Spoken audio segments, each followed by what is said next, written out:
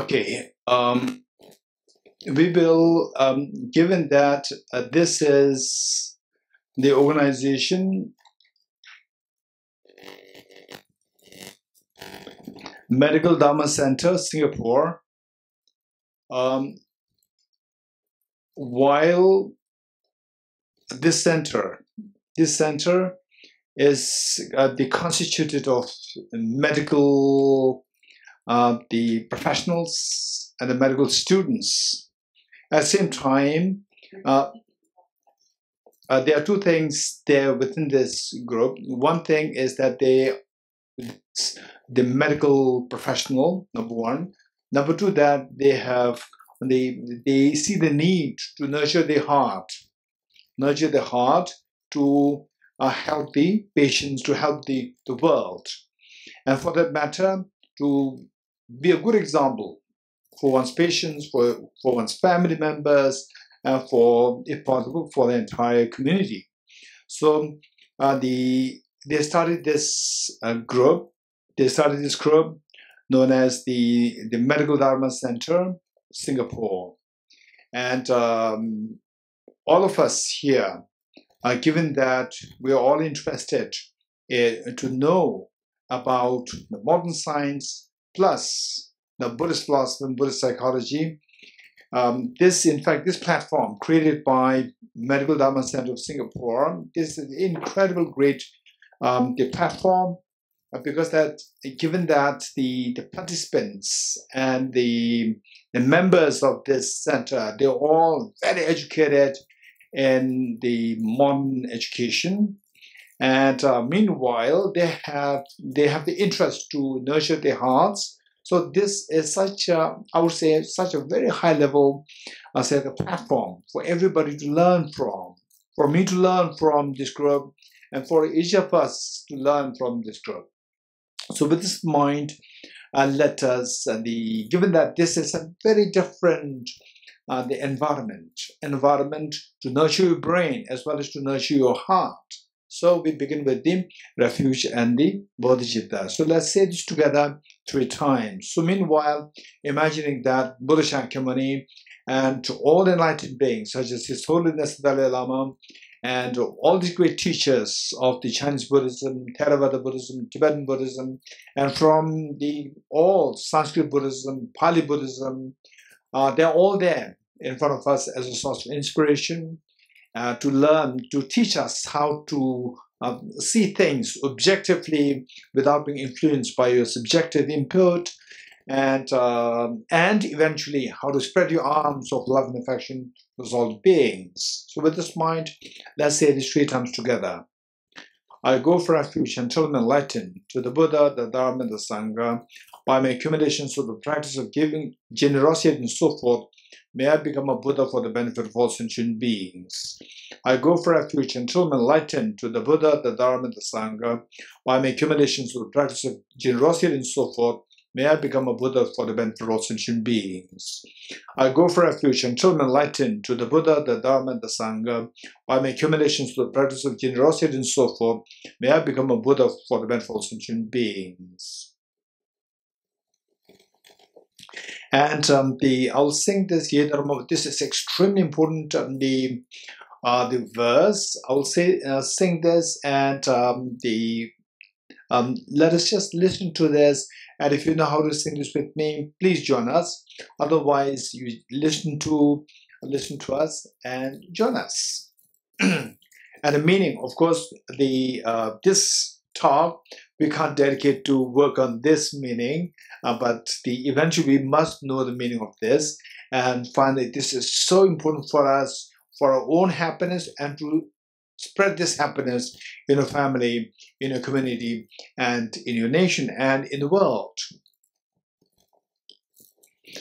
Om Ye Dharma Hetu Prabhavam Hetum Tesham Tathagato Yavatat Tesham Chayo Nirodha Evam Vati Mahashramanaye Swaha. Om ye dharma hetu prabhava hetum tejam tathagato yavatat tesham chayo nirodha evam vati mahashramanaya swaha.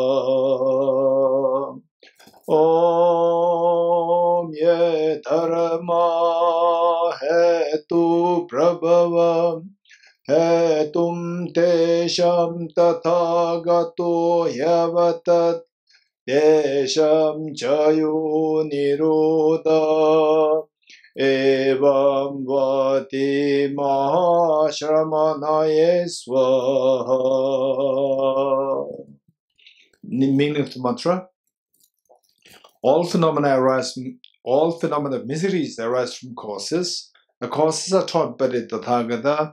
The cessation of the causes as well is taught by the great seer.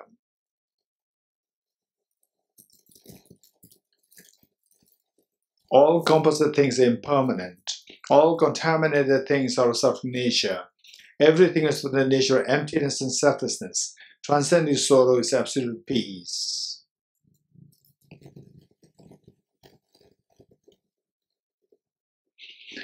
I go for refuge to the triple gem. I confess the negativities individually.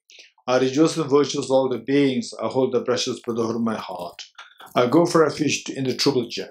I confess the negativities individually. I rejoice in the virtues of all the beings. I hold the precious brotherhood of my heart.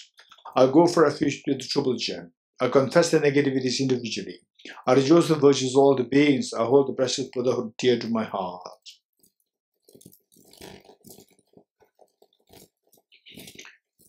Okay, we'll recite the first mantra 7 times. Om Mani Mani Maha Mani Swaha. Om Mani Mani Maha Mani Swaha. Om Mani Mani Maha Mani Swaha. Om Mani Mani Maha Mani Swaha. Om Mani Mani Maha Mani Swaha. Om Mani Mani Maha Mani Swaha. Om Mani Beme Ho, Om Mani Beme Ho, Om Mani Beme Ho, Om Mani Beme Ho, Om Mani Beme Ho, Om Mani Beme Ho. Harsutra mantra, we'll recite this in the form of the melody 3 times together. Eyata Om Gati Gati Paragati Parasangati Bodhisvaha Tyatha Om Gati Gati Paragati Parasamgate Bodhisvaha Tyatha Om Gati Gati Paragati Parasamgate Bodhisvaha.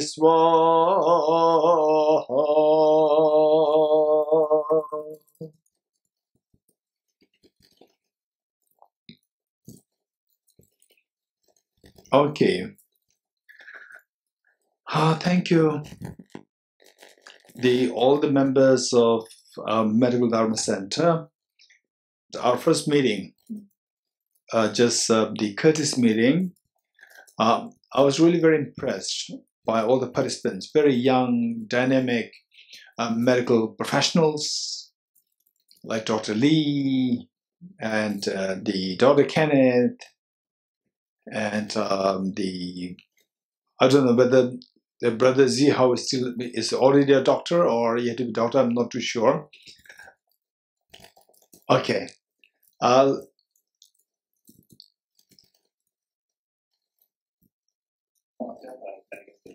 Okay, medical student, the last year, final year. Okay. So initially it was intended for the medical professionals, and then somehow the people come to know about this program. And I would say that yes, this is extremely important topic. So on behalf of the Medical Dhamma Center, I'd like to just welcome all of you to this program and just see in what way we can learn, I'll say, the Buddhist philosophy, Buddhist psychology in its very objective, but in a very subtle, systematic form, number one. Number two, that how we see parallels between the Buddhist studies of this psychology and philosophy with the modern science, which is so important, and not just on the intellectual plus on the ground. On the ground, what can be done? To transform yourself and to help transform your patients and help transform your family members, because we are bound to face with difficulties and challenges. And Singapore, one, because of the less number of the population, and number two, the efficiency of the whole nation. We see that COVID-19 could not really, is not really a devastating factor to destroy the lives, so many lives in Singapore. Whereas for example, say in Brazil, India, in many places, even in Europe, in America, the second wave really destroyed so many lives. And looking at that, we see that we should be there to embrace each other, and particularly people with intelligence. People with intelligence, they should take the lead, because the people who are not so intelligent, they don't have the capacity to really help the beings, the people, the population of the world on a large scale. On a small scale, yes, they can manage, but on a large scale, people with intelligence, they should take the responsibility. And particularly this group, Medical Dhamma Center of Singapore, you're constituted of the brilliant members there. So you are taking this responsibility. I really congratulate all the members of this Medical Dhamma Center of Singapore. Okay. With this in mind, today's topic is quite a dense topic, quite a heavy topic, and meanwhile, I'm going to touch some very important questions which we are to reflect on. And let us keep in mind that our attitude to this talk and our attitude to the topic must be very objective. What do you mean by objective? Objective meaning that not to just follow the teachings and the traditions of, say, the Buddhism or the Buddhist teachings literally. Don't begin with this. Don't begin with the blind faith, number one. Number two, with the modern science, don't just think that anything which is not in the domain of modern science, that doesn't make any sense. Again, this is a modern science blind faith. So in fact, what is appreciated is that we must have a sense of objectivity, that see how much we can see things very objectively. And first of all, there need to be some ground to be created, but given that we don't have much time, and it's all these, say, the 4 sessions that we designed, they were all, with the different topics. Each session with different topics, so we can't really do like a carry forward to the next. They're all different topics. So today, it's the relationship with the mind and the brain. Mind and brain, and the convergence and divergence on this topic between the points of view of the Buddha Shakyamuni Buddha and Charles Darwin, Buddha who appeared 2,500 years ago, and Charles Darwin who appeared in the 19th century. So what are the points of view, whether they converge or diverge? Okay. And first, of course, for this topic, what is required is two things. One is that the individuals are expected to be of sharp caliber, meaning that each one of us are expected, each one of us is expected to be very sharp and very intelligent, number one. Number two, what is expected is to come with a clean slate, without a baggage from Buddhist philosophy, without a baggage from any belief system, with a clean slate. Your knowledge per se, there's no harm in it. Your knowledge per se, there's no harm, but don't come with the suppositions. Come with a very clean slate. That's very important. Okay. And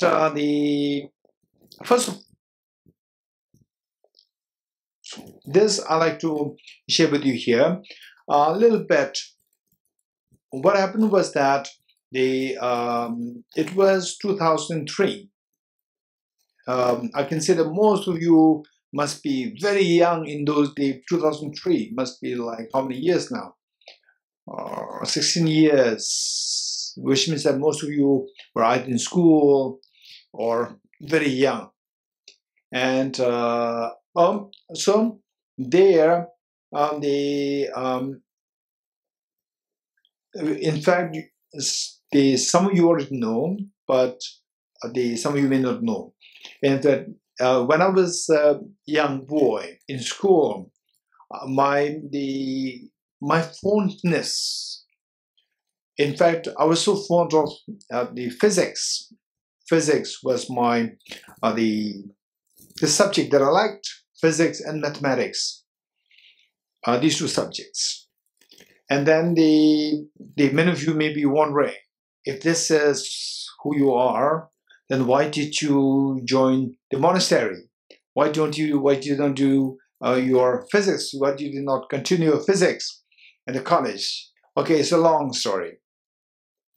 And in fact, okay, to cut the story short, that I personally, since childhood, the affinity was all in mathematics and physics. So with this in mind, when I was in Cambridge, in England, 16 years ago, therefore being a fellow there in Girton College, in Cambridge University, I used to meet a lot of physicists, mathematicians, and the scholars here. And particularly, I met one physicist who was so bright, and of course, extremely bright. And if not to the extreme of easily provoking other people, he's exceptionally bright. And one day, what happened was that we were having some debates on the concept of time. And then at one point, he said that, okay, in this world, only physics is education, which means all the medical professionals, you are not from the education. So according to him, he said only physics is education. And I was little upset. That's too much. So I asked him why. He said, because only physics allows you to have a critical thinking. All others are imitation of the earlier teachers. This is what he said. So I said, okay, this is where, say, the Buddha and the scientists, the brilliant scientists, I would say like Albert Einstein, Niels Bohr, and Charles Darwin, they can come together. Of course, physically they cannot, but we as a people who have access to the thoughts of these great thinkers and the scientists, we can bring them together and see what parallels, where they diverge, where they come to converge. So this is what we can explore. And then I said, okay, listen, what the Buddha has to say. And then I quoted what the Buddha said, that the bhikshus and the wise people, just as the goldsmith tests the purity of the gold by cutting, rubbing, and burning the gold, you should also examine my words and put them into practice, not simply because you respect me. And then he remained silent for a few seconds. And he said, oh, the Buddha must have been a great physicist. Okay, so what I'm saying is that this is the approach, the attitude that we need to have towards exploring something, to see whether there's any comparisons to be done, or the things go in the dichotomous way. That things are dichotomous, or they go in parallel, they're compatible. That we have, in order to see that, this should be our attitude, to have the sense of objectivity, which is so much emphasized in the studies of the modern science. Okay, topic is about the mind and the brain. First, let's say the brain, the medical students and the professionals, you know what the brain is. And if I personally would say that again, I would share this anecdote with you. There was when I was, I think, age 19 or 20. I just finished my high school, and then I joined the monastery. And in fact, I was thinking of becoming a physicist. Before I joined the monastery, I was thinking of doing physics as my major, and then to become a physicist. And for me to think of a very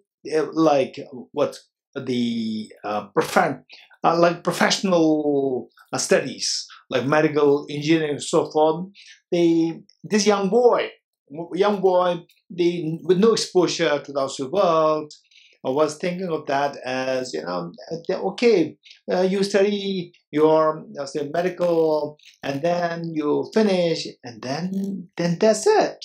And engineering, you study engineering, and you finish your course in 5 years. That's it. This was what this young boy mind. No, there must be something more. Keep continuing exploring. Keep exploring. This was what was in this young boy's mind. And so therefore, I picked up physics. I was thinking of doing research in physics since that age, 17, 18, 19, and 20. And 20, let's say 19, when I finished my high school, I joined the monastery. And you may be wondering, instead of you wanting to listen to the talk on the brain-mind relationship, you want to listen to what made this young boy join the monastery. Okay, that's a different story. Keeping that aside, the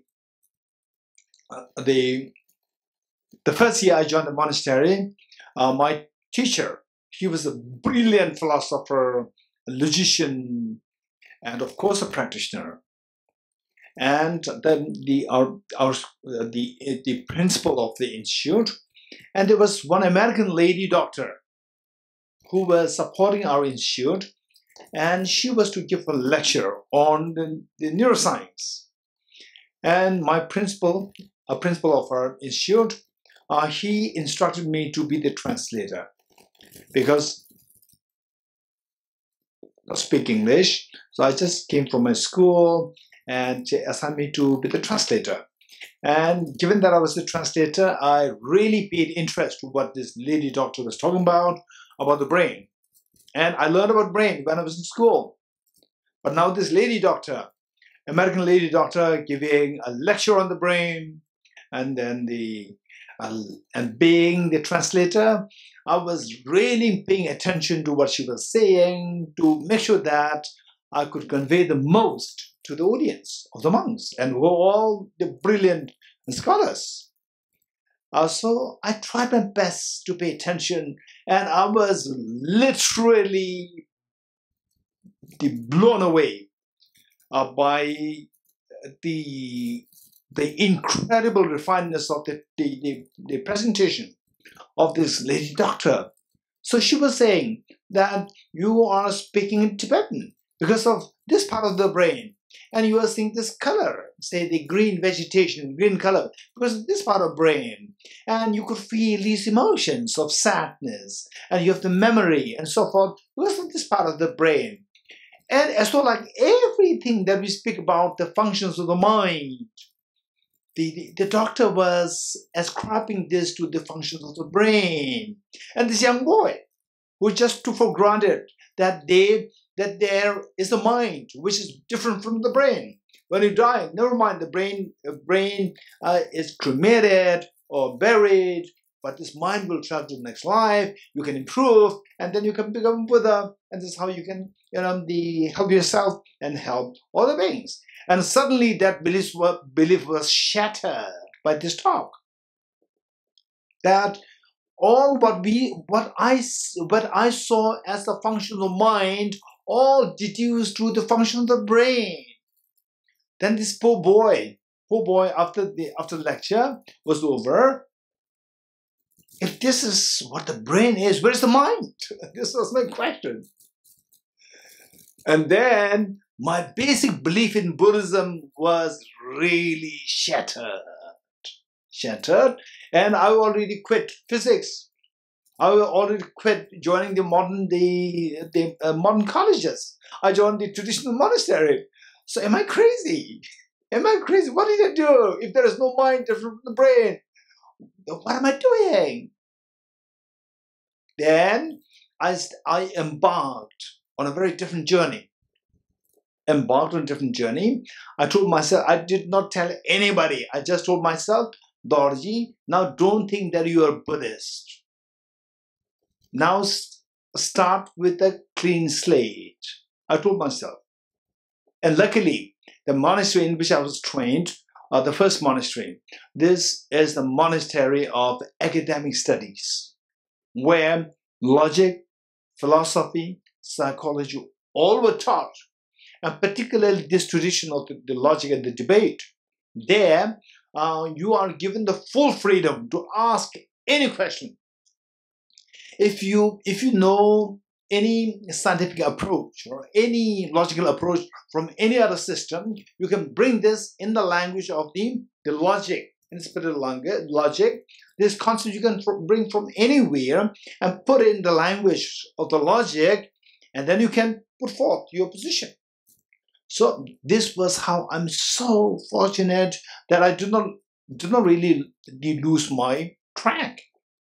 Although my belief was shattered, but still the approach, the key is still in my hand, that I can logically explore if there is a mind which is different from the brain. So this was since I think Dr. Lee was not born, or for sure the Brother Zihao is not born, for sure.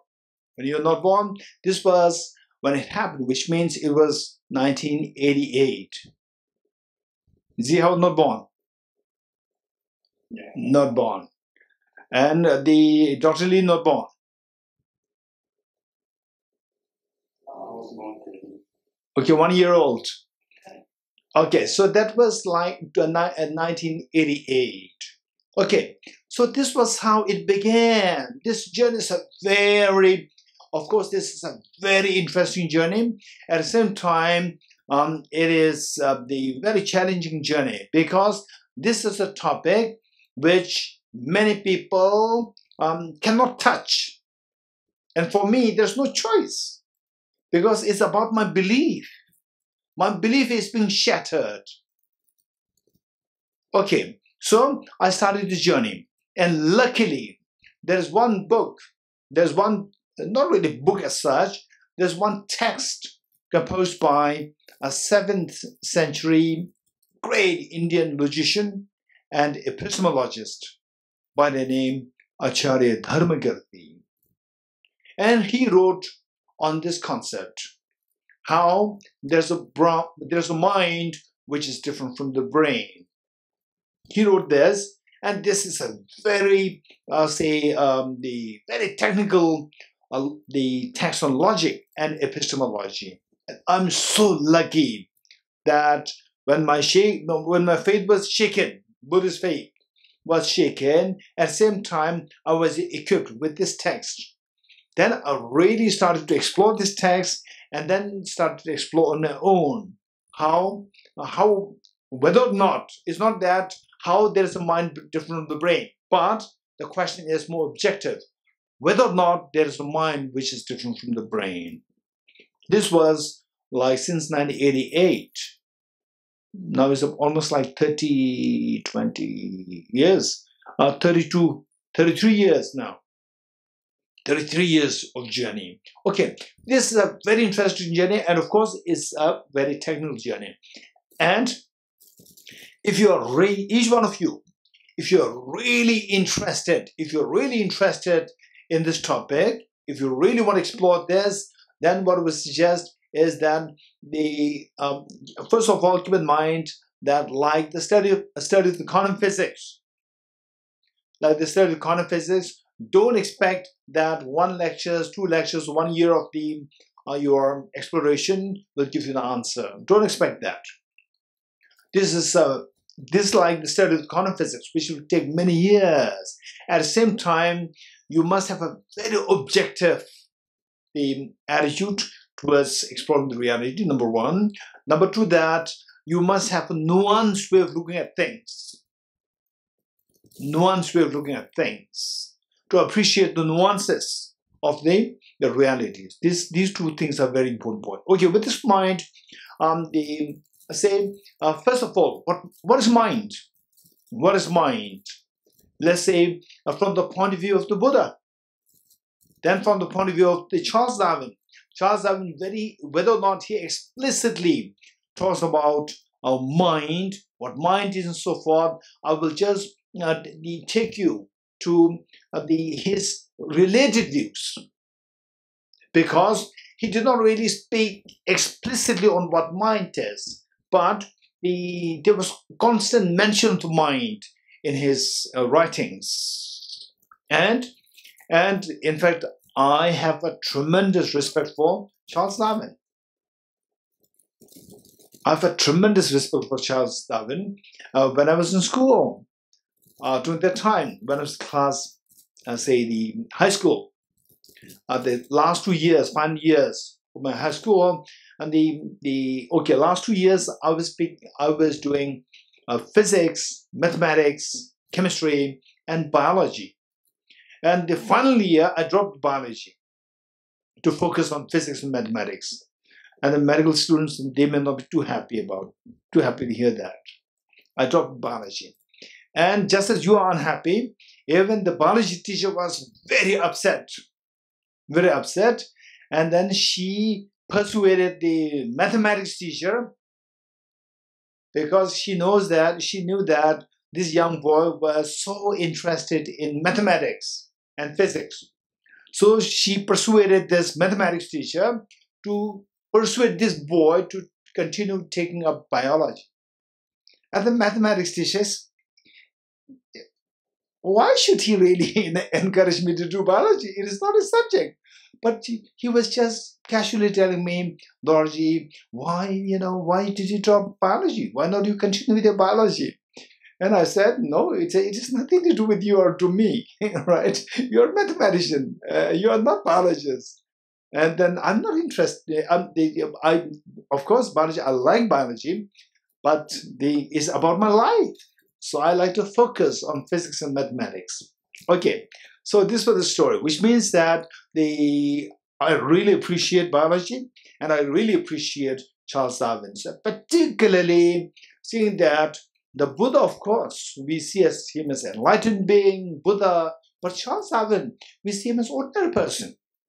An ordinary person in the 19th century, in the beginning of 19th century, what is said is like the constitution of the current evolution, concept of evolution. It's like the constitution. And of course, today's scientists, the biologists and the evolutionists, they may not agree with some of the points which Charles Darwin said, but then overall we have to go back to what Charles Darwin said. pertaining to the evolutionary theory. So, what does he have to talk or say on the mind? These are the two things I'll just quickly touch, and then in what way the 2 points they converge, on what way the 2 points they diverge. This is what I'd like to share with you.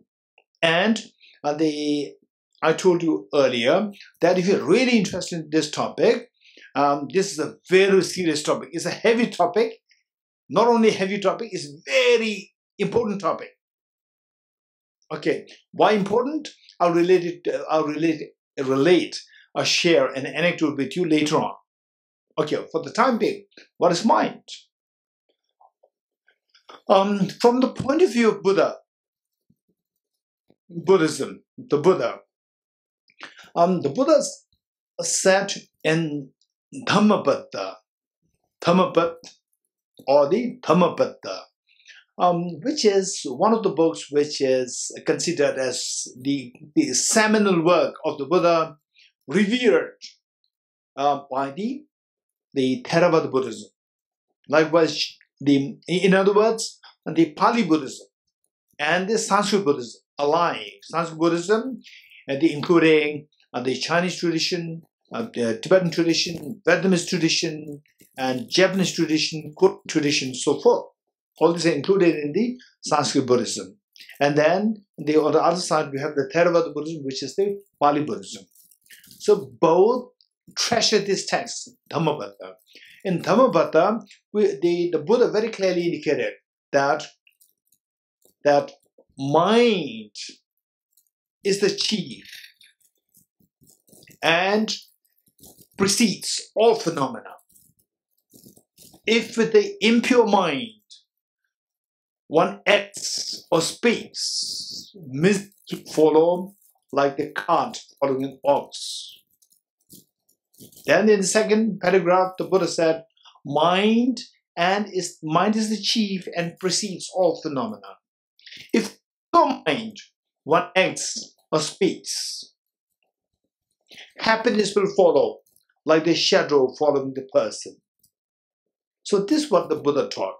So this is about the mind. Mind is the most important thing. So therefore, I was telling you that the study of the mind, whether or not the mind and brain used to one different, this is an extremely complex topic. Plus, it is extremely important topic, so relevant to our existence, to our being, because the mind is the chief and precedes all phenomena.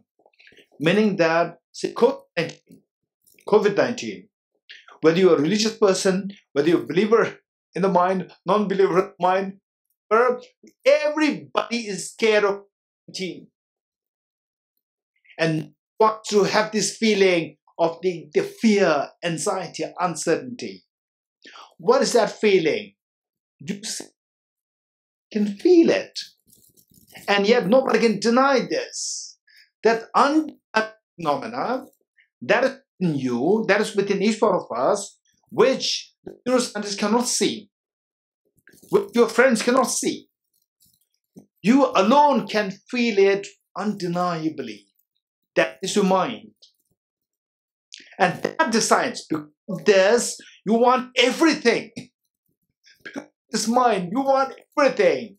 In Singapore, you need the, let's say that, there's whole year round humidity, right? I need aircon. Without I cannot survive. I pleasant feeling. The humidity, right? Unpleasant feeling. That thing. I feel could feel it. And check whether you could unpleasant. And can you hear me? Okay. So let's say that in Singapore, and likewise in Mumbai, there's a humidity problem, right? And because of this, we need the aircon. We need aircon.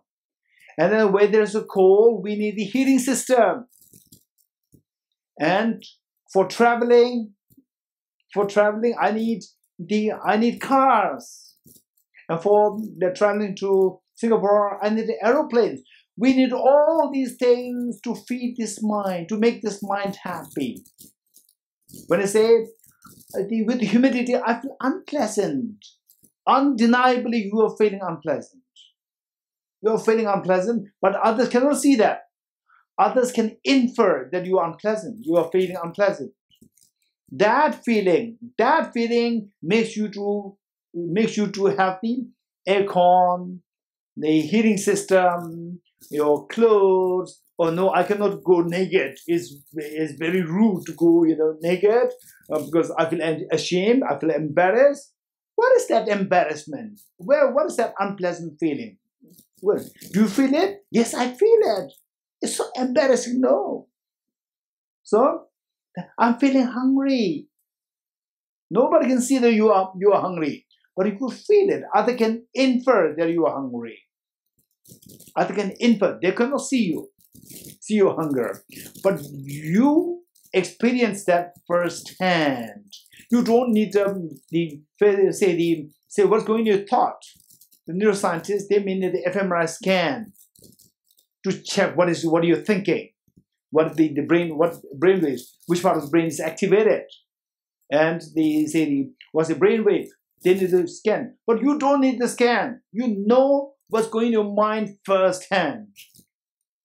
So that part, the object which you know, that's the mind. And because of this, we need everything. The food, the housing, the cars, the friends, people around the house, everything we need that just for that to remove this unease of the mind and to make the mind more happy. That is what the Buddha meant by the mind is the chief and precedes all phenomena. This is the one which brings everything that you have around. They're all brought by this mind to make this mind feel at ease. Okay, so and then exactly what this mind does. This is a very interesting exploration. What exactly is this mind? What exactly is this mind which the neuroscientists cannot see, which I can experience, which the neuroscientists cannot experience what is going in my mind?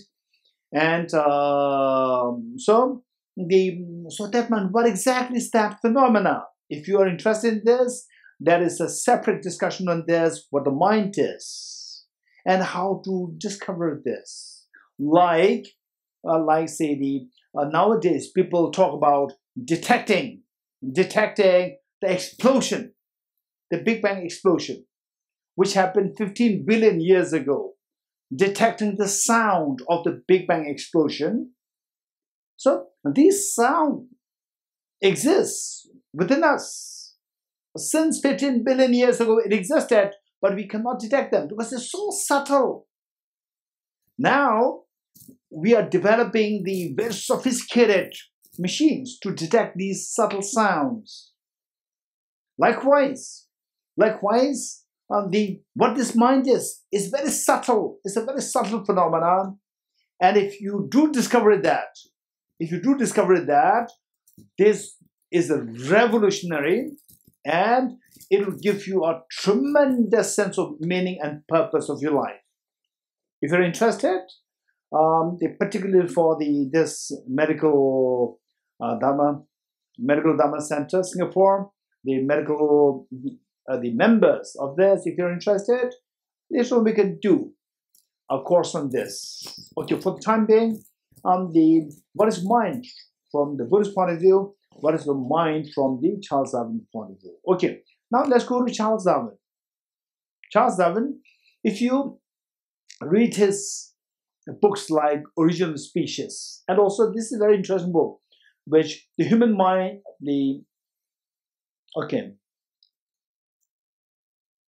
that is the one which is a very important book. Okay, one is the expression of emotions in man and human. by Charles Darwin, and the other one's The Original Species. If you read these books, and reading Charles Darwin's books, I get a feeling that his approach is extremely objective. I really like it for that. I really like him for that matter. Very objective, and he was not just speculating. He was not really speculating. To the best of his intention, he was trying to get some evidence. On that basis, he was trying to logically interpret it, not just speculate. This is something so unique. So what he was talking is that he was talking about the mind related to the brain. He was not saying that mind is different from the brain. Mind is a brain. This is not what he's saying. He's not saying that mind is different from the brain. No, to make such a statement, the person should be extremely trained in a very different form. This is not Charles Darwin's training. And then he did not, nowadays, many scientists, many neuroscientists, they would not hesitate to say that mind is brain. If you read Eric Handel's Nobel laureate in physiology, 2004 Nobel laureate in physiology, Eric Handel. If you read this book, In Search of Memory, read this book. Of course, again, his writing is so appealing. It's a very good book. But what he wrote in the opening passage was that, according to today's neuroscience, what's the take on the mind? He said, one hypothesis, there's no mind, only brain. Number two hypothesis, there's a mind, but it's a derivative of the brain. When the brain disappears, when the brain dies, the mind disappears. Okay, these are the two hypotheses. Yes, of course, this is a very objective approach, meaning that this is the trend of today's the majority of the neuroscientists. Yes, what they think. This is presented by Eric Handel, the Nobel laureate in physiology, 2004, and his book. You must read it. And it really helped me a lot to get an idea about how the brain works. And Charles Darwin's approach is very different. Charles Darwin, he did not really say that the mind is a brain or the brain is the mind. He did not say this. He talks about the mind always in relation to the brain. Always in relation to the brain. And he did acknowledge one thing. That is that the mind works in concomitancy with the brain.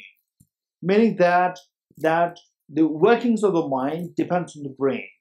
This is what he acknowledged.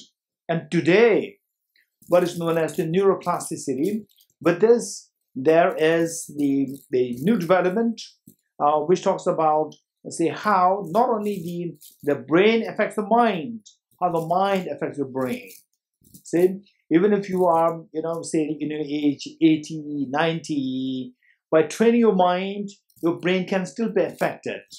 The neuroplasticity. So this is being a new development. Of course, this was totally absent at the time of Charles Darwin. With this, what specifically Charles Darwin talked about is the emotions in the form of instincts. This is something, of course, this is very true. Say the animals, they have their own instincts. Say some of the animals, they are born, the moment they come out of the mother's womb, in just 1-2 minutes, they walk and they they drink milk from the mother. These are all instincts. And likewise, the Charles Darwin, he was so observant. Likewise, some of the birds, they lay their eggs in another bird's nest. Not one's own kind, a different kind. Bird's nest, lays their eggs there. These are all instincts, not in any nest. but in the particularness of somebody, of a bird of different species. Amazing observant, Charles Darwin. So what he talked was, he talked greatly on the instincts. And he was talking about how, say, the instincts, how the human, the intellectual, say, the capacity, human intellectual capacity, and the monkey's intellectual capacity, and the other animals, the instincts, the human also, and the instincts. So these instincts we got from the, the primates, the ancestors, primate ancestors. We got these instincts from them.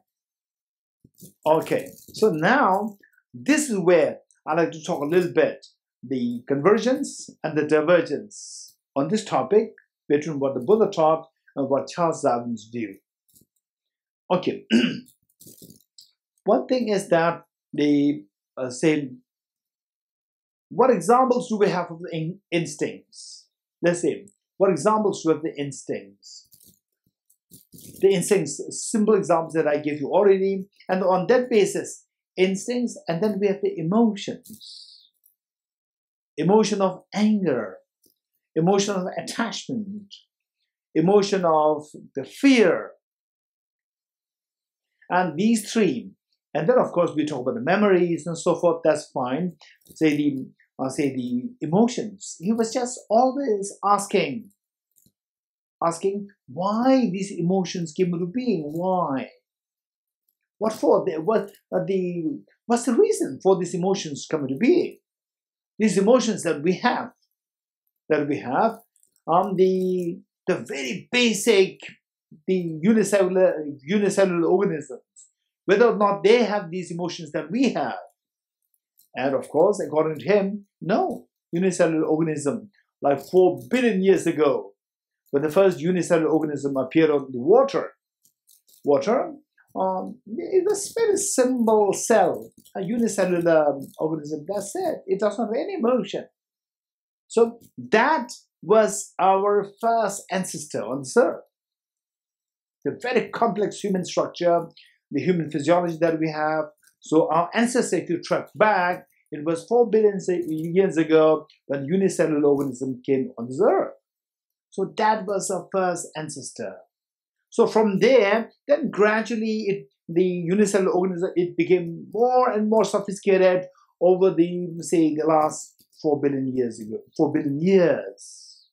And human beings, 0.3 million years ago, or 300,000 years ago, according to Charles Darwin, the biologist, the human being came into this earth 300,000 years ago, which means that as compared to the 4 billion years ago, it was very short duration of time, which means that this sophisticated the human thinking, the brain, instincts, emotions, they were just very newly developed as compared to the whole span of the 4 billion years in time. So, pertaining to these instincts and the emotions, according to Charles Darwin, this is the survival of the fittest. Survival of the fittest. You have to survive. Finally, the species, according to him. Why do we, they say what's the purpose of the species, human species? Why? It's to survive.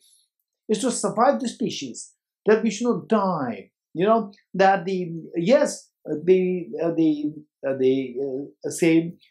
your next generation comes and your job is done, and then the next generation comes, and then that generation, the job is done. So the species should continue. This is the purpose of the species, the human species. This is according to Charles Darwin. To survive, who survives? For example, say the dinosaurs, they could not survive. They could not survive. So what makes you survive? The survival of the fittest. Whosoever fit the most on this planet Earth will survive. And the human beings. Now, we see that according to Charles Darwin's evolutionary theory, it's like the human beings like kings on this earth. We have brilliant, sophisticated thinking. So this thinking is constituted the mind, whether the mind is different from the brain or is one with the brain. The point is that there's a mind there, this thinking there, this thinking power, intellectual thinking power, this makes the human being very special, and this allows it, although physically it is not as strong as the elephants and others like tigers and so forth, but because of thinking power, it becomes a superior animal. So with this, then what about these emotions then? Attachment, anger, fear, jealousy, and so on. What are these emotions? So these are what Charles Darwin so in detail explored.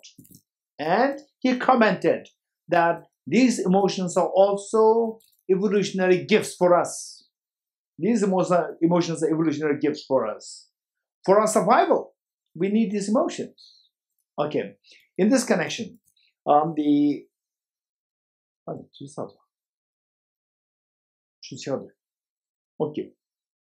All right. Okay. In this connection, 2008, I was in America, sent by the office of His Holiness the Dalai Lama to work on a book. By His Holiness the Dalai Lama, a book which came out as the emotional awareness. Emotional awareness. This book is the outcome of the dialogue between His Holiness the Dalai Lama and a world-renowned psychologist. I'm sure many of you know him already, Professor Paul Ekman. He's a world-renowned psychologist, and particularly his contribution, his revered, respected as a pioneer of the microfacial reading. Microfacial reading, which means that he just sits with you, he looks at your microfacial expressions, and then he will tell you what's going in your mind. And I was with him for 5 days to work on this book, Emotional Awareness. And it doesn't mean that I am an author there. No. I was sent by the Office of His Holiness the Dalai Lama to make sure that His Holiness's voice in this book, they are accurately presented. So for that matter, I was sent there. I was with him for like 5 days.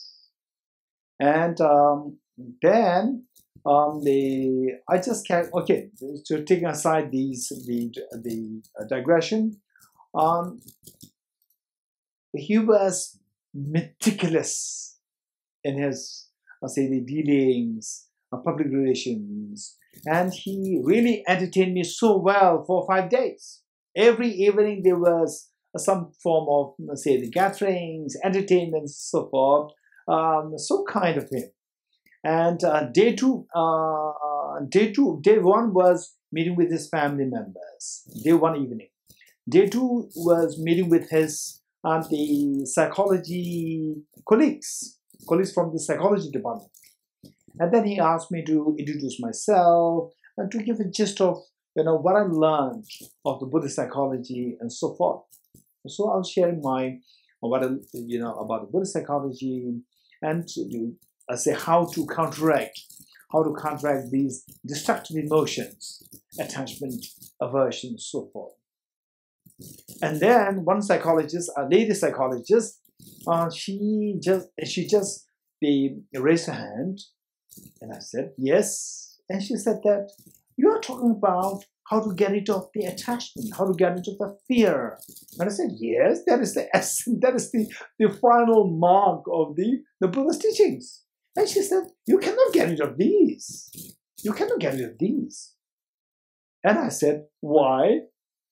And she said that these are the instincts. These are the emotions gifted by the human evolution. These are gifts from the human evolution for survival. These are the instincts. Instincts cannot be gotten rid of. Okay, so of course I learned about these things before, about the Charles Darwin's evolution theory and how the instincts are explained, how let's say the In fact, these are extremely beautiful concepts. Not only concepts, you can, in reality, you can see that. Say the anger. Anger, according to Charles Darwin, the anger is the instinct within us, which is a tool, for us to get rid of undesirable things. For example, say the COVID. No, I don't like it. I want to stay away from this COVID. So if you see that somebody with the COVID history is coming closer to you, then your face will become a little, upset, and you will feel disturbed. If there is a choice to say that get out, you will say get out. Which is that's out of anger. So this anger is to protect you from the undesirable things. And the attachment, Charles Darwin says, that it is the tool to gather what is desirable, what is helpful to you. So, for example, I'm hungry and I'm looking for the food. If there is a stale food, or let's say 1 day old, 2 days old cheesecake, no, not really, I don't like it. And whereas there's a fresh cheesecake, yes, I like it. So this attachment will make you to go for something which is fresh, which is good for you. So attachment is required. The anger is required for your survival. Finally, the survival of the fittest. Somebody who is fittest will survive. So for you to survive, you should be the fittest. For that matter, you need these tools. So you cannot get rid of these tools. And these tools are given to you through the evolution. This is what she said. This is very interesting discussion. Okay, so these are the areas which Charles Darwin very clearly indicated. Now, what is the Buddha's take on this? This is a very important point. Buddha on the other side said that yes, in fact, what I would say is that of course the Buddha happened 2,500 years ago, and Charles Darwin happened just in the 19th century. Just 19th century, meaning it's like the 200 years. And the Buddha appeared 2,500 years ago. And yes, of course, say separate by distance, separate by space, separate by time. These two great thinkers. Now, if we were to, after studying the Buddha's thoughts extensively, if you are to really speak on the Buddha's behalf, what would be the Buddha's take on this? So the point is that these are the instincts. The manner in which Charles Darwin explains, answer is yes, these are instincts. Are these instincts coming from number one, are they dependent on your brain? Answer is 100% yes. And this brain structure, did it came from the evolution, generation before generation before generation? Answer is 100% yes. And I very clearly remember His Holiness the Dalai Lama saying that there's no contradiction. Whatever Charles Darwin accepted, evolutionary theory, is exactly what can be accepted in Buddhism. And what is the difference? Charles Darwin said that these are instincts which we cannot get rid of them, and we need them, in fact, for our survival. And the Buddha would not say that. So how can we say that what Charles Darwin said is 100% is very true? Okay, this is where we need to have a nuanced thinking to see the nuances of the presentations of the Buddha Shakyamuni and the Charles Darwin. So for this, what I would say is that same Charles Darwin, so one thing that we need to also keep in mind is that again, one of my very, very close friends, physicist, an Indian physicist. When I was in my, say, the early 30s, I met him, we became very close friends, and now he must be in his 70s. Yeah, and then he told me one thing which is very interesting. He said that, Lordji, science never answers the question why. Science only explains the answer to the question how. We must be able to make this distinction, how and why. So Charles Darwin, don't expect Charles Darwin to give the answer to the question why. You can expect Charles Darwin to give the answer to the question how. Okay. Same. If you tell me that, okay, I take this water, I drink this water, and you can ask me two questions. Why did you drink the water? Or how did you drink the water? These are very different. Why did you drink water? I'll say I'm thirsty. How did you drink the water? I picked it. I gave the order to my hand to pick the glass up and then put it closer to my mouth and take a sip. This is how I drank. So science, modern science explains how things evolve, how things come into existence, how, not why. With this in mind, say the instincts, these instincts, what we call as these emotions, attachment, aversion, fear, and so forth. So these emotions, are they related to the brain? Yes, we have a very sophisticated brain to express these emotions. And the brain that we have now, are they the result of the evolution over the last 4 billion years ago? Answer is 100% yes. So our emotions, what we have today, they're dependent on the brain, and the brain is the result of these 4 billion years of evolution from our first ancestor, that is the unicellular organism, which appeared 4 billion years ago. This is a fact.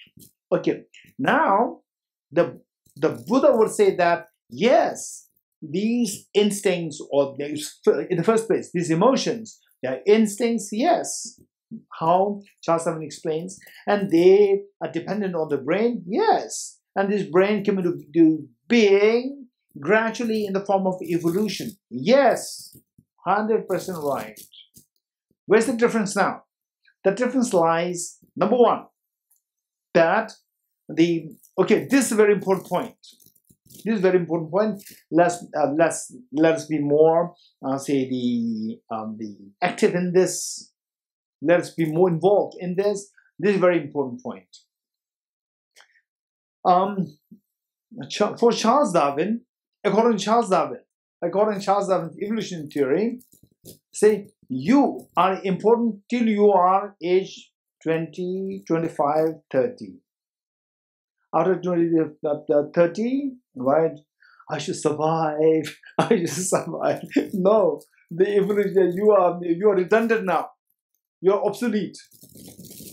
You're already obsolete. I'm already obsolete. Right? The moment you cross like age 25, 30, the purpose of you being on this earth is finished. You're not important. But we have this instinctive feeling that, no, I should not die. Even if I'm 90 years old. Even if I'm 90 years old, and I'm just bedridden, right? Going through terminal illness, and okay, now there's a vaccine. Yes, I'd like to have the vaccine for COVID. I'll get the vaccine because I don't want to die. According to Charles Darwin evolutionary theory, no, you are wrong, right? No, you are redundant now. You are obsolete. Now your date is gone.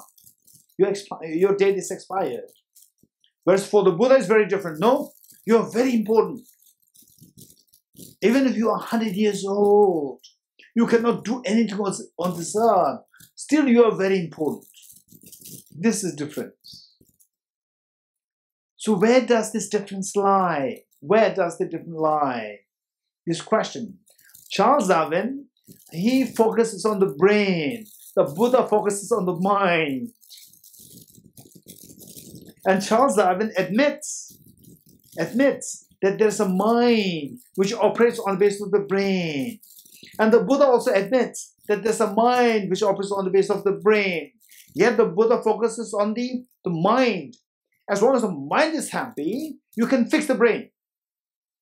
You can fix the brain. Even if you have to fix the brain, you can, remove one part of the brain, put another part of the brain.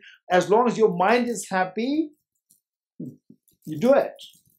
But for Charles Darwin, this is unimaginable. If you try to fix the brain for the mind is just a product of this. Don't think about mind, think about the brain. In other words, Charles Darwin is thinking about the brain, and Buddha is thinking about the mind. You're getting it? Okay, now the next important point. Charles Darwin, because his focus is on the brain did not come from our last life. Brain came from our parents, the former generation. And the parents got the brain from their grandparents. So we see that for Charles Darwin, what is important is not your previous life. What is important is the generations are important. Generations. For the Buddha, because the Buddha's emphasis is on the mind. Mind did not come from your mother. Mind came from your previous life. So for the Buddha, your previous life, your next life, you, because the next life, previous life, this you at the time of birth, at the time of immediately before death, all are important. All are important. Every moment is important. Even if you are going to die tomorrow, but today you are very important. For Buddha, for Charles Darwin, no. So better you be a food for the lion, or food for, because the food chain. You should be a part of food chain. This is Charles Darwin. This is a difference. Now, the important question.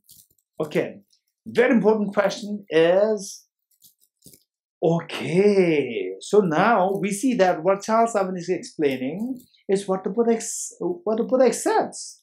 And their presentation, they're very similar. That our emotions are dependent on the brain, and that brain is the physical structure, and the physical structure came from you inherit from the previous generation, you get back in time, and evolution, human evolution becomes very important. For the Buddha, yes, the brain and the mind, yes, all these things are same, but his focus is on the mind. Because finally, you should be happy. Why do we need the COVID vaccine? That I don't want to have the fear. Right? What's the problem if you have the fear? If I have the fear, I'm not happy. You want happiness. That is the point. So this is what Charles Darwin missed to acknowledge. Everything that we do, including the craving to get the vaccine. For example, in India, we're not getting the slots for the second vaccine. I'm supposed to get the vaccine now very soon. Second slot, the second vaccine, but I'm not getting the slot. So I must get the slot. I must get a slot. If I don't get a slot, I feel unpleasant, unhappy. So finally, we see at the purpose of your happiness. So this is what Charles Darwin failed to acknowledge. Whereas the Buddha said that your happiness is the key of this universe. Your happiness and happiness to the community. In other words, your happiness is key for this world, for this universe. If for this purpose, all whatever we have, even the agriculture, engineering, medical is for what? If somebody is so happy to die, we don't need the medical. We don't need medical. Say some people, 1 out of 1 billion people, 1 out of 5 million people, they said, okay, now I'll live too long. Now there's no point in living. I like to go for euthanasia. 1 out of few million people. And if you say that, no, I'll give you medical attention, so please get out. You're getting it? Doctors are totally irrelevant. They will say, no, I don't need doctors. I don't want to survive. Only if you want to survive and you have physical problems, then the doctors become relevant. And today, the doctors are so much in demand. And the medical professionals, they are so much in demand because people don't want to die.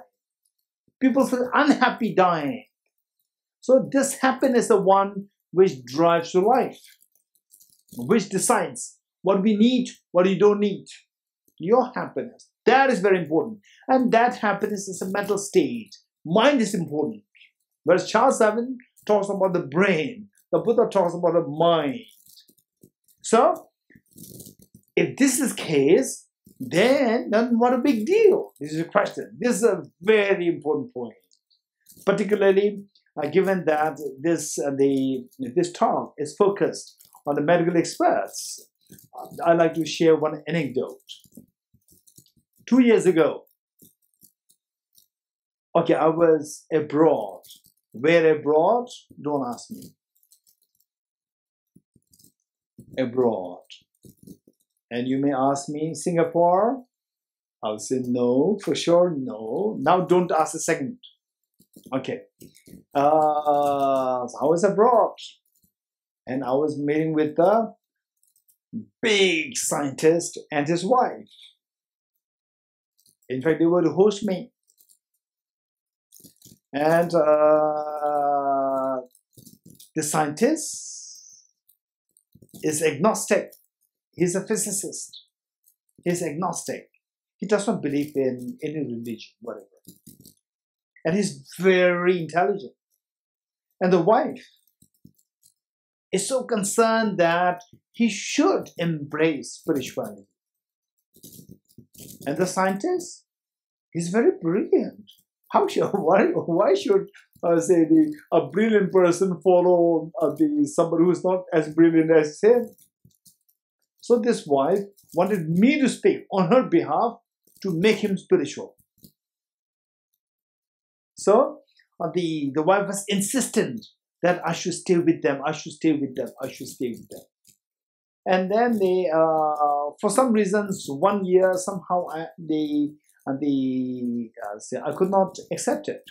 And the second year, no choice. Because the person, insisting out of love and affection. So second year, I said okay, and I was there. And the first evening, they hosted some kind of tea for all of us, and then the wife was so energetic.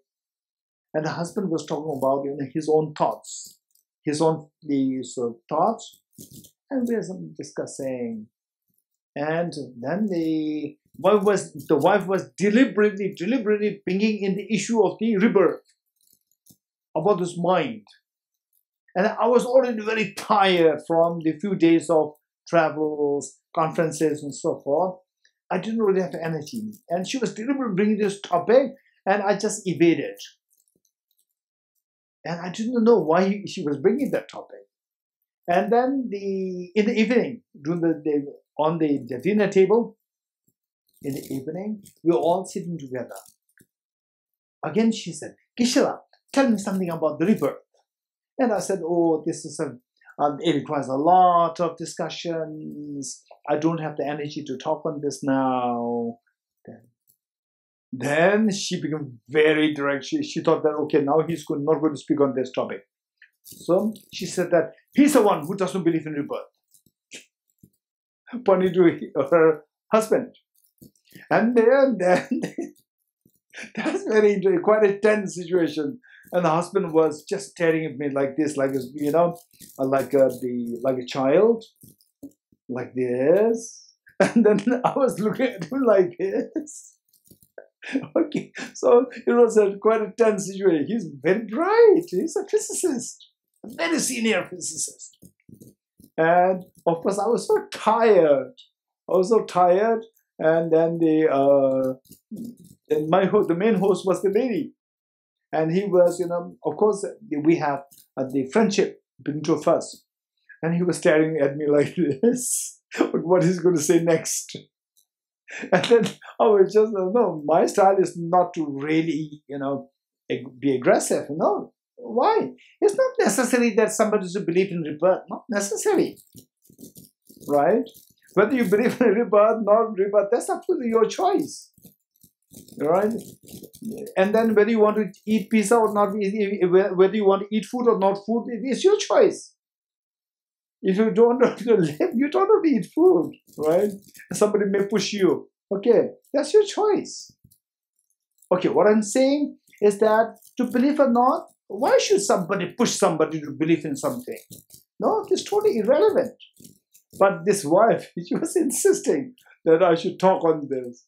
And then finally I realized the final agenda, in the first place, why she was insisting that I should come to the place. Number two, insisting that we're all together for tea and all this. Okay, then I said one point related to what the Buddha taught of, the Buddha's focus on the mind and Charles Darwin's focus on the brain, physical body. The development of the physical, the components of the person, and the Buddha's emphasis on the development of the mind. When you speak of the mind, then the rebirth comes into play. When you speak about the brain, rebirth is irrelevant. It's about the, evolution. Evolution which has nothing to do about your past. It's about your past generation. Generation, and your mom and your thing is very different. You're two different persons. So this is where I said something. This is extremely important, particularly for the medical professionals, like medical doctors and medical students. This is what I'd like to share with you what I told him. I said one thing that I told him was that whether you believe in rebirth or not, this is your choice. Nobody can force you, and particularly in today and today's time, it's totally your choice, right? That nobody is entitled to aggressively push you to believe in it. No, this is totally wrong. Number one. But given that you are a physicist, you are a scientist, you are very intelligent, you are gifted with intelligence, why should you not use your intelligence to expand the horizon of your knowledge? If we behave how we behave today, thus far, I'm 50 years old, some of you are in your 20s, 30s, 40s, 50s, he must be in his late 60s. If we behave like this, then by no means we are different from a dog. The dog also gets his, I don't know whether he gets a breakfast or lunch, but for sure he gets something to eat. And we call it breakfast, lunch, dinner. These are the nice labels given. Actually, we are looking for food. We also get food. The dog also gets food. And after the food, we go to bed. The dog also go to bed. And the early morning, we get up. The dog also gets up. And the dog also busy. We're also busy. There's no difference between a dog and a human being. If you don't utilize the very unique intelligence, a brain, in a special way, then we are like a dog. In particular, a physicist with the incredible sophistication of the brain, your thinking power is totally useless if you become like a dog. Now, you don't have to force yourself to believe in rebirth, but just see if you can expand the horizon of circle of your knowledge, horizon of the knowledge. And you may ask me a question, why do I have to expand the horizon of my knowledge? This is a very important question. So one example that I said is that don't be like a small child. Don't be like a small child who is age 5, 6, 7. Be like a mature child. Matured, say the boy or a girl. What do you mean by that? A small child will tell the mom that I don't want to go to school. I want to have the chocolate. I want to stay I want to, just sit with the mobile, and then I like to watch the television, the cartoon, and then I want to play on the ground. I don't want to go to school. This is the child's attitude, because the child does not see after 5 years, does not see after 10 years. But the mother will somehow persuade the child to go to school, because the mother can see beyond, not only today. Mother can see what is up, see this child, what can potentially happen to this child after 5 years, after 10 years, after 20 years. This is what the mother can see. So, if we don't think about, say, if there's a rebirth, then not to think about the rebirth, it is like the small child think of today, today, today. If there's rebirth, if the mother complies to the child, that, okay, you don't want to go to school, don't go to school. Play with the gadget, they play on the ground. If this is what the child does, after 5 years, after 10 years, when the child grows older, child will sue the mother that now that my life is totally destroyed, waste because of this mother, she could not send me to school properly. Okay, so likewise, if you behave like a small child with respect to the next life, we don't think about the next life. Then when the next life actually, if it does exist, and if you really come across that, you're not prepared. You're not prepared. For this child, he is not prepared. She is not prepared after 20 years. Saying that just a useless life, no education, nothing, does not know anything, regret.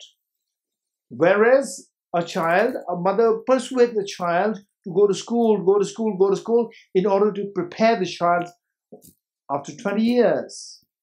Likewise, if you use your intelligence so well to think of the broader reality, to see if there is tomorrow, if there's rebirth, if there's next birth, if you utilize this intelligence, and through intelligence, the way and the manner in which I explored, if you do that, intelligent people, you can get it.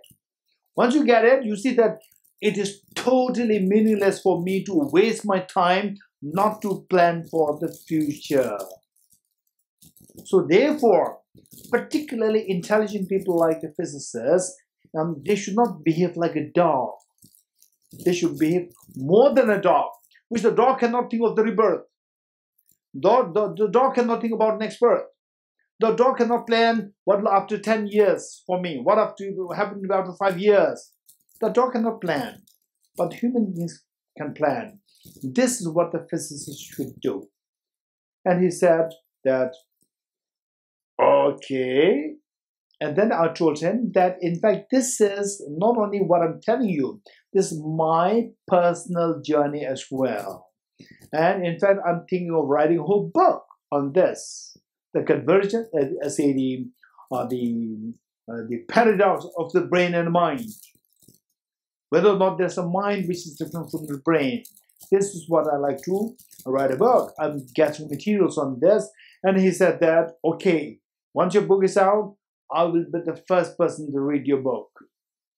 Okay, so what I'm saying that this is a very important question. So in fact, what I like to do is that I like to start with few questions. Number one is, these are all very big topics, which we cannot do just on the basis of one session. These are all big topics, but I will just leave you with these questions. Okay, one is, what exactly is mind? What exactly is mind? Don't just believe. Don't just believe. You don't just follow through blind faith. You must explore. It must be convincing to you. You must be convinced that, okay, this is mine. This is a very important part. What exactly is mind? Number one. Number two is the brain and the mind. Are these two one or these two different? This is very important discussion. Say, many of the, including Charles Darwin, he did not really comment whether the brain and the mind is one. But what he was always referring to the emotions about the mind as the related, as coming into being on the basis of the brain. This is what he was referring to. So this mind which comes from the brain, say the apple tree coming from the apple seed. Apple tree coming from the apple seed. Apple tree is not apple seed. When you say apple tree is coming from the apple seed, which means apple tree and the apple seed, these two are different. Apple seed is the cause and apple tree is the fruit. What is the result? What is this apple tree which is different from the apple seed? What is this mind which is always referred as related to the brain, related to the brain? What is that mind which is different from the brain? This is another question. Whether or not these two are identically one or these two are different. If these two are different, how do you know that these two are different? This is a second question. Then number three. Number three is, what's the purpose of exploring whether or not the mind and the brain is one? What's the purpose? Is there any specific purpose, benefit there? Yes, the benefit is enormous. If there's a rebirth, we are not planning for it, we are not preparing for it by simply ignoring it. So we regret. Okay, so what's the purpose of that? Then the next one is, say, the instincts, which Charles Darwin is constantly talking about, the instincts. Instincts, they are dependent on the brain? 100% yes. 100% yes. But these instincts depend on the brain. Again, like the mind and the brain, these instincts depend from the brain. Say, this brain is a mechanical thing. Instincts, these are the experiential phenomena. Experiential phenomena. So this experiential phenomena, say let's say that let's say that somebody, say a person is in the spacesuit, a bulky spacesuit comes to you. You cannot see his face. You cannot see his body. You can just see the spacesuit, bulky spacesuit, and this bulky spacesuit is moving, right? The spacesuit, what you see is the spacesuit moving, but there's a person inside it, which makes the spacesuit move. Likewise, we see the instincts which we can feel, and the depending, which is the brain, which we cannot see. I cannot see my brain. Only if I'm exposed to the fMRI scan by neuroscientists, they can see, not myself. And today, now, each one of us, we're not seeing your brain now, but we are seeing emotions, happiness, sadness, anger, attachment, fear. We can feel this, the first hand. We have the first hand experience of these feelings within you, but you cannot see the brain correlate of that. You do not see that. You have the first hand experience of these the emotions. What is exactly the nature of this emotion? What is exactly the nature of these emotions, which the Charles Darwin calls as the instincts? What is the nature of that? What is that like? Which we can first have the first-hand experience, and the brain correlate, which we cannot see.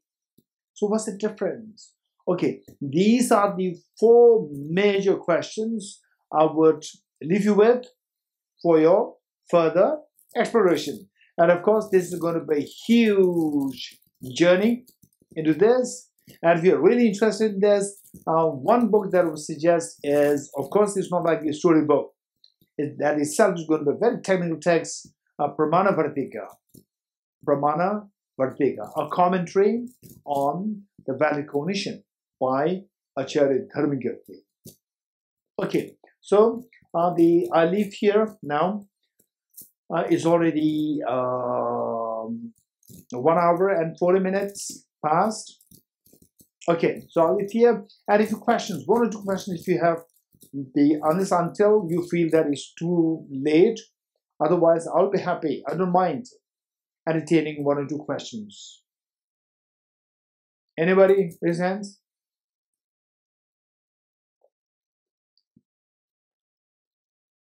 Okay, no questions. Okay, if no questions, then it's fine. Then we'll stop here. Brother Zihao, you like to conclude this up? Yes. You like? Okay, yes, sure. Okay. Now, thank you. In fact, particularly, I like this, say, the programs organized by the Medical Dhamma Center, Singapore, because of the quality of the thought process, because of the quality of the thought process of the members of this, all very educated, and of course the cream of the country. So naturally, that if the presentations coming here, they should be more academic, more rational, rather than grounded on belief. So that is something which I really appreciate with this mind, and this is again very unique about the Medical Dhamma Center of Singapore. That while we encourage the development of the brain to enrich our intellectual skills, we do not miss to develop our heart. This is equally very important. So as a part of that, we will say these dedication prayers. Okay, let us pray that the COVID-19 subsides from this world altogether, that the enormity of the deaths happening and the people hospitalizations happening, so much a problem to everyone. This COVID must subside. Let us pray that COVID subsides as soon as possible, and the people, they restore the spirit of the relief and the joy. Okay, with this mind, let's recite together. I go for refuge until I'm enlightened to the Buddha, the Dhamma, and the Sangha. By my accumulations to the practice of generosity and so forth, may I become a Buddha for the benefit of sentient beings. I go for refuge until I'm enlightened to the Buddha, the Dhamma, and the Sangha. By my accumulations to the practice of generosity and so forth, may I become a Buddha for the benefit of sentient beings. I go for refuge until I'm enlightened to the Buddha, the Dharma, the Sangha. By my accumulations to the practice of generosity and so forth, may I become a Buddha to benefit all sentient beings. Okay, we'll say this 3 times. Okay, 1 time. Om ye dharma hetu prabhavam hetum tesham tathagato yavatat tesham chayo nirodha evam vati mahashramanaye swaha. All phenomena of miseries arise from causes. The causes are taught by the Tathagata. The cessation of the causes as well is taught by the great seer. The 4 seals of the Buddha's teachings. All composite things are impermanent. All contaminated things are of suffering nature. Everything is the nature of emptiness and selflessness. Transcending soul is absolute peace. Bodhicitta generation. I go for refuge in the Triple Gem. I confess the negativities individually. I rejoice in the virtues of all the beings. I hold the precious Buddhahood dear to my heart. I go for refuge in the triple gem. I confess the negativities individually. I rejoice in the virtues of all the beings. I hold the precious Buddhahood dear to my heart. I go for refuge to the triple gem. I confess the negativities individually. I rejoice in the virtues of all the beings. I hold the precious Buddhahood dear to my heart. Okay, we'll recite the last Maharsutra mantra 3 times.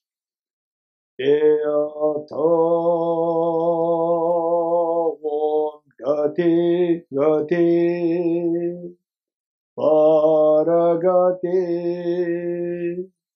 parasamgati bodhisvatyatha om gati gati paragati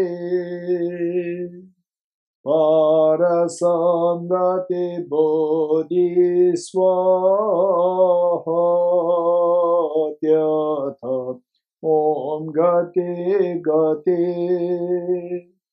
paragati parasamgati bodhisvaha.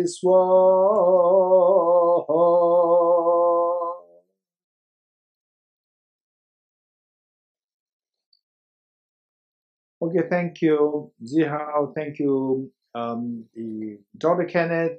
Thank you, Dr. Lee. And thank you all in your team in the Medical Dharma Center, Singapore. And thank you each and every one of you, the participants. Thank you.